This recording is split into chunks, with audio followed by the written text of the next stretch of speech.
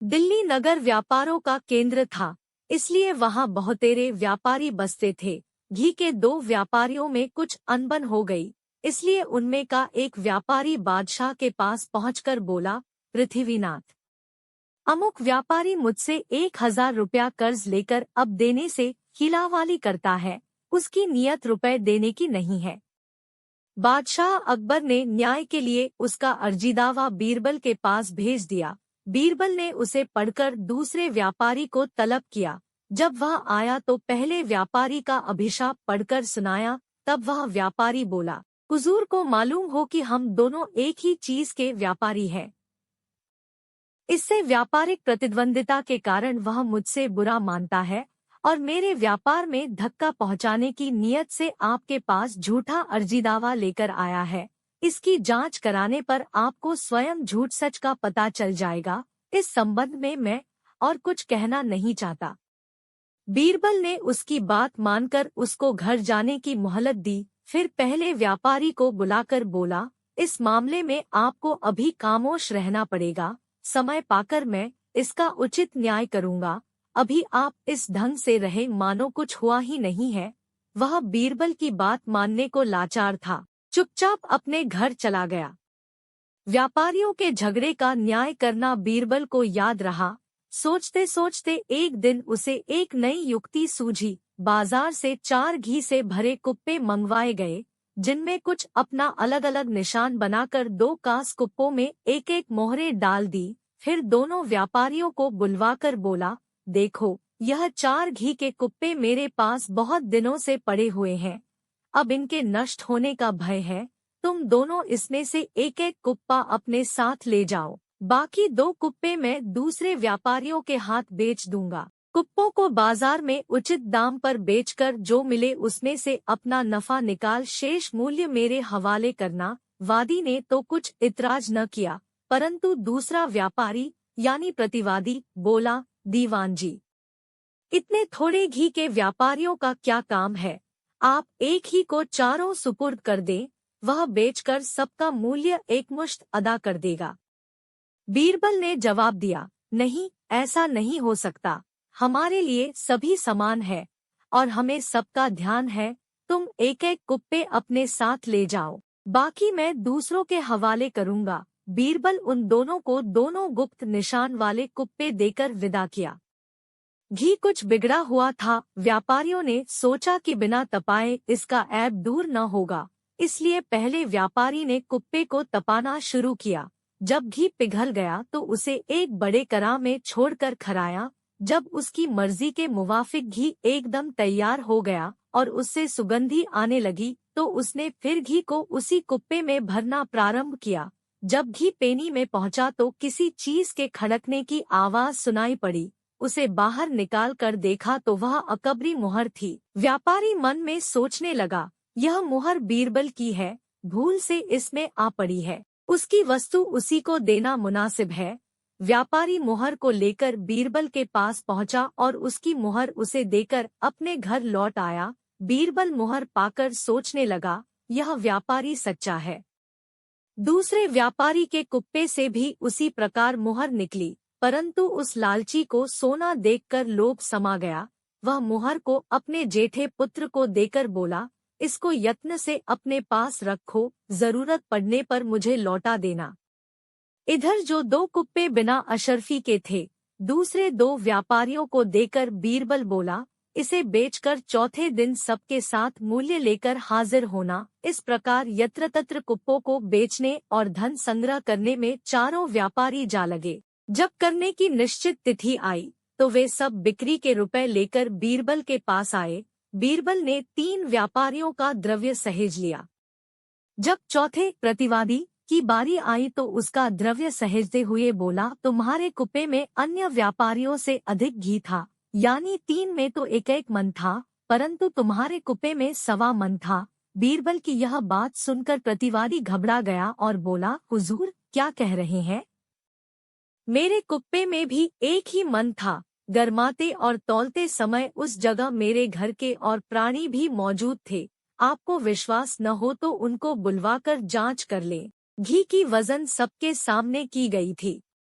बीरबल अपने एक सेवक के कान में कुछ समझाकर बोला, तुम उसके लड़के से जाकर कहो कि तुम्हारा बाप कुप्पे से निकली अशर्फी को तुरंत मांग रहा है, तुम उसे अभी लेकर मेरे साथ चलो। वह कर्मचारी जाकर व्यापारी के लड़के से बोला, तेरा पिता बादशाह अकबर की सभा में बैठा है, घी के कुप्पे से निकली अशर्फी लेकर तुझे बुलाया है। लड़का साथ हो लिया। अपने पुत्र को एकाएक दरबार में उपस्थित देख व्यापारी चिंताग्रस्त हुआ, परंतु विवश था। बीरबल के सामने उससे कुछ कह भी नहीं सकता था। बीरबल ने लड़के से पूछा, क्या तुम मोहर लेकर आए हो? जी हाँ, कहते हुए लड़के ने पिता के सामने ही मोहर को बीरबल के हवाले किया। बीरबल ने कहा, वाह क्या खूब, यह तो एक ही मोहर है, और तुम्हारा पिता बतलाता था कि उस घी के कुप्पे से इसी तरह की 4 मोहरें निकली है। लड़का बाप की तरफ देखकर बोला, पिताजी 4 मोहरें कब निकली थी? आपने तो मुझको यही एक मुहर दी थी न? पिता इशारे से पुत्र को दबाते हुए बोला, भला यह तू क्या कहता है? कुप्पे से कब मुहर निकली थी? लड़का बेचारा भला अपने बाप की मंशा क्या जानता था। उसने विनम्रतापूर्वक उत्तर दिया, क्यों पिताजी, जब घी का कुप्पा तपाया जा रहा था तो उसमें से एक ही अशर्फी निकाली थी न? बाप बोला, लोग अपने ही से हारते हैं। फिर बाप ने गुस्सा मन से मार कर कहा, तू इतना बड़ा हुआ परंतु अभी तक तुझमें किसी बात की समझ न आई, भला तू मेरे व्यापार को कैसे कायम रखेगा? इसी तरह बाप बेटे में कुछ देर तक गड़चौथ होती रही। तब बीरबल बोला, यह तुम्हारा घरू चरखा फिर चलता रहेगा। अब साफ साफ बयान करो कि तुम्हें मुद्दई का रुपया देना मंजूर है या नहीं। बीरबल की बात का मुद्दालेह ने कुछ उत्तर नहीं दिया।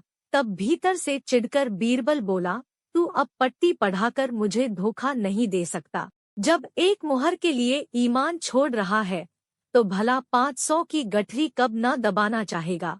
बीरबल तो इतना कह गया, परंतु व्यापारी को जू तक न रेंगी। इसकी धृष्टता देखकर बीरबल एकदम खिजला गया और एक सिपाही को तुरंत आज्ञा दी, इस झूठे को अभी 100 कोड़े लगाओ। सिपाही कोड़ा लेकर मारने को उद्यत हुआ। इस बीच व्यापारी का लड़का फिर बोल उठा, वाह पिताजी, अभी उस दिन तो आप स्वयं कह रहे थे कि इस महाजन का मुझे 500 का ऋण चुकाना है, परंतु चिंता की कोई बात नहीं है, इस समय रुपए मेरे पास मौजूद है, किसी दिन चुका दूंगा। तब आप उन रुपयों को इसे क्यों नहीं दे देते? लड़के की सभ्यता देखकर बाप ने हार मान ली और बीरबल के सामने उन रुपयों को चुका देना स्वीकार किया। किसी ने सत्य कहा है, मार के आगे भूत भागता है, न 100 कोड़े की नौबत आती न रुपया बरामद होगा। बीरबल ने तत्क्षण मुद्दई के रुपयों को दिलवा दिया और प्रतिवादी को सजा देकर रुपया मारने के अपराध में जेल भेज दिया। मुद्दई अपना धन पाकर बड़ा हर्षित हुआ और बीरबल के न्याय की भूरी भूरी प्रशंसा करने लगा। फिर बीरबल अन्य व्यापारियों को चिताकर बोला, यहाँ पर आप लोग अधिकतर व्यापारी ही उपस्थित हैं। सबको उचित है कि ईमानदारी का सौदा करें। बेईमानी करने के पहले तो भला मालूम होता है, परंतु उसका परिणाम बुरा निकलता है। यह लड़का अभी तक बड़ा ईमानदार है, यदि इसको बुरों की सोहबत न होगी और बाप का असर न आएगा तो आगे चलकर इसका व्यापार तरक्की पर रहेगा। फिर लड़के को चिताकर उसे सदैव सच बोलने की शिक्षा देकर विदा किया। अन्य तीनों व्यापारी भी बीरबल की आज्ञा पाकर घर लौ सिर के बाल मुड़वा दूंगा।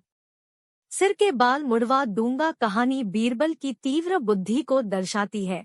इस कहानी में बताया गया है कि किस तरह बीरबल अपनी बुद्धिमत्ता से पंडित जी की पत्नी को बचाने में सफल रहा। शेष कहानियां कृपया यहाँ पढ़ें। दिल्ली नगर में एक बड़े सुप्रतिष्ठित और विद्वान ब्राह्मण रहते थे। उनके श्रेष्ठ आचरण से दरबार में उनका बड़ा सम्मान था। पंडित जी का स्वभाव था कि वे बिना समझे बूझे किसी कार्य में हाथ नहीं डालते थे और जिस बात को मुख से एक बार कह देते उसको प्राणपण से पालन करते थे। उनसे उनका भृत्य समुदाय सदा भयभीत रहता।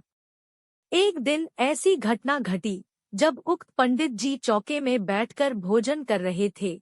उनकी थाली में परोसे खाद्य पदार्थ में एक बाल निकला, जिस कारण पंडित जी को बड़ा रंज हुआ। वे अपनी स्त्री को संबोधित कर बोले, देखो आज तो मैं तुम्हारी पहली चूक के कारण तुम्हें क्षमा करता हूँ, परंतु फिर यदि ऐसा हुआ तो तुम्हारे सिर के बाल मुड़वा दूंगा। हरी इच्छा भावी बलवाना। यद्यपि बेचारी स्त्री अपने स्वामी का जिद्दी स्वभाव समझकर बराबर भयभीत रहा करती थी और भोजन बनाने या परोसने के समय अपने बालों को खूब संभालकर बांधे रहती थी, परंतु होनी को कौन रोक सकता है, वह तो होकर ही रहती है। कुछ दिनोपरांत एक दिन जब पंडित जी फिर भोजन करने बैठे तो उनकी खाद्य सामग्री में एक बाल निकला। पंडित जी बहुत नाराज हुए और अपनी स्त्री के